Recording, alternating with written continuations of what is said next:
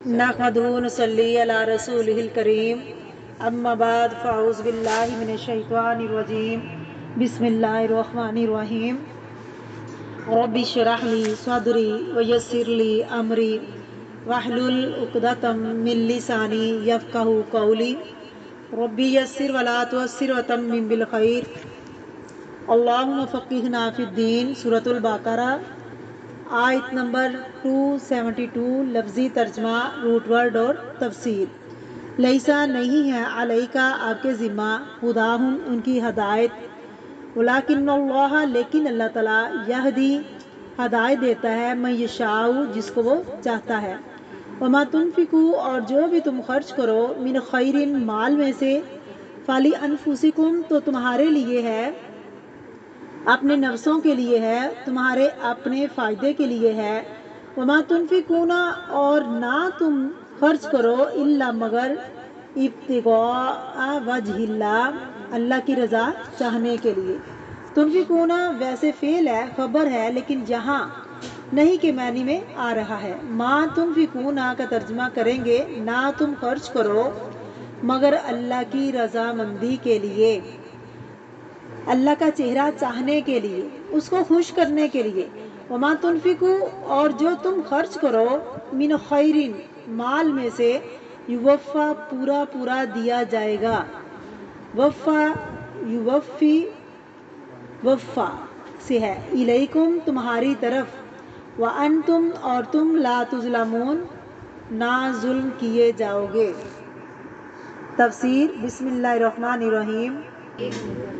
لیسا علیکا ہداہم نہیں ہے آپ کے ذمہ ان کی ہدایت۔ آپ کا کام کیا ہے؟ صرف ان کو بتا دیں۔ دین کی باتیں صرف کسی کو بتائی جا سکتی ہیں، صرف سمجھائی جا سکتی ہیں، ہاتھ پکڑ کر کروائی تو نہیں جا سکتی۔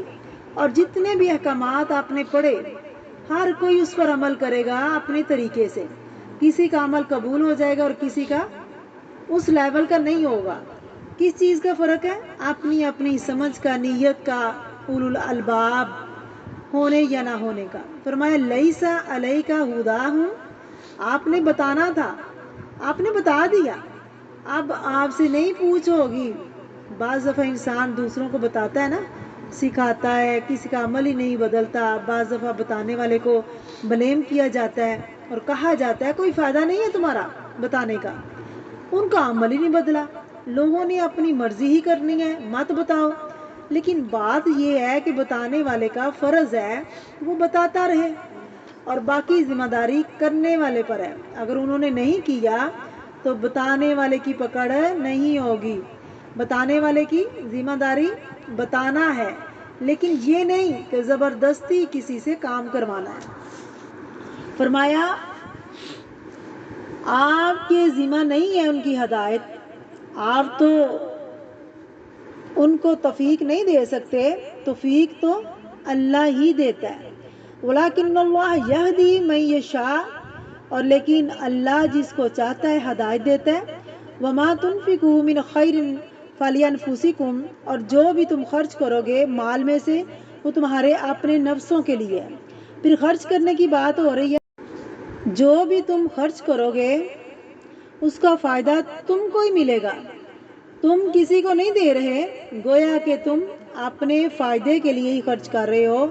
ذرا سوچئے، آپ نے کسی کو کچھ دیا، آپ کیا سوچ رہے ہیں کہ آپ نے اس کو فائدہ پہنچایا؟ نہیں، بلکہ خود کو فائدہ پہنچایا۔ وما تنفقوا الا ابتغاء اور نہیں تم خرچ کرو مگر اللہ کی رضا چاہنے کے لیے۔ مال خرچ کرنے کا صرف ایک ہی مقصد ہونا چاہیے کہ صرف اللہ راضی ہو جائے۔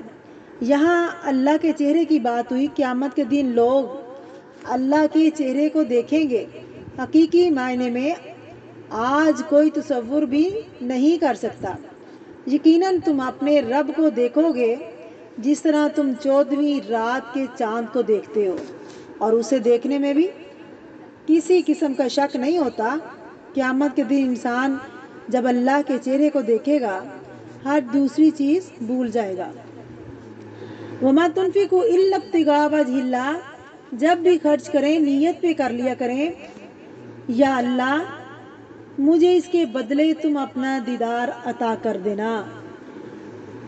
ہم جیسے اردو میں بھی کہتے ہیں نا کہ میں فلاں کو ڈھونڈ رہی تھی، ابتغاء جو ہے کوشش کر کے کسی چیز کو ڈھونڈنا، تلاش کرنا، سنجیدہ چیز مل جائے تو ہی دم لیں گے۔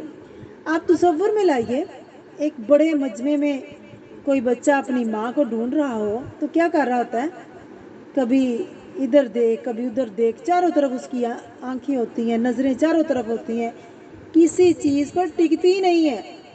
وہ کسی اور چیز میں توجہ نہیں کرتا کہ اچھا یہ نظر آ گیا، وہ نظر آ گیا، ٹھیک ہے ماں سے ملتا جلتا ہے، نہیں ایسا نہیں کرے گا۔ ایک ہی سوچ ہوگی اس کی، کسی طریقے سے ماں مل جائے، اس سے کم پر راضی نہیں ہوگا۔ تو ہمیں بھی اس سے کم پر راضی نہیں ہونا۔ اس سے پیچھے کوئی منزل نہیں ہے کہ مال خرچ کرتے رہیں ایک خوبصورت ریئیکشن چیز کی خاطر۔ کیا کہا گیا ہے؟ نہیں تم خرچ کرو گے مگر اللہ کی رضا چاہنے کے لیے، اسی مقصد کے لیے تم خرچ کرو، اس کو خوش کرنے کے لیے خرچ کرو تاکہ کل قیامت کے دن تم اس کو دیکھ سکو۔ کیونکہ سب سے بڑا مقصد کیا ہے ہمارا؟ اللہ کا دیدار، اللہ کو خوش کرنا۔ اور سب سے بڑا بد مقصد اور محروم وہ ہے جو اللہ کے دیدار سے محروم رہ جائے۔ اس حصے کو نشان لگا دیں، وَمَا تُنْفِقُونَ إِلَّا ابْتِغَاءَ وَجْهِ اللَّهِ، کسی کی تعریف حاصل کرنے کے لیے یا کسی شہرت کی خاطر یا کسی دنیاوی فائدے کے لیے ان چیزوں کے لیے خرچ نہ کیا جائے، بلکہ کس لیے خرچ کیا جائے؟ اللہ کے دیدار کے لیے۔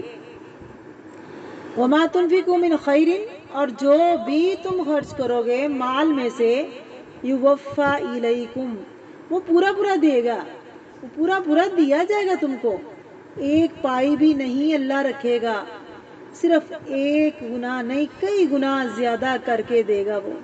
وَأَنْتُمْ لَا تُظْلَمُونَ، تم ظلم نہیں کیے جاؤ گے، یعنی تم پر ظلم نہ کیا جائے گا، تمہارا حق نہ مارا جائے گا۔